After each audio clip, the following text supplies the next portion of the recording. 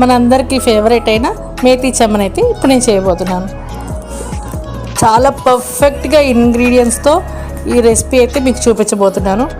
ముందుగా స్టవ్ మీద గిన్నె పెట్టుకొని ఒక గ్లాస్ వాటర్ వేసుకొని అందులో 5 టమాటాలు అండ్ 50 గ్రామ్స్ వచ్చేసి జీడిపప్పు వేసుకొని బాగా బాయిల్ చేసుకోవాలండి.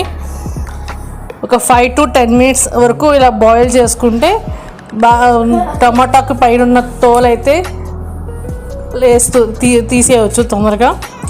చూసారు కదా, అయితే బాయిల్ అయిపోయి దించేసుకొని మిక్సీలో వేసుకొని టమాటాకి పైన ఉన్న తోలు అయితే తీసేసుకున్నాను. టమాటాని జీడిపప్పు మిక్సీ వేసేలోపు స్టవ్ మీద కడాయి పెట్టుకొని 4 నుంచి 5 స్పూన్ల నూనె అయితే వేస్తున్నానండి. ఈ రెసిపీకి నూనె ఎంత ఎక్కువ ఉంటే అంత బాగా ఉంటుందండి టేస్ట్ అయితే. నూనె కాగాక ముందుగా జీలకర్ర అయితే వేసుకోవాలి. నేను అది మర్చిపోయి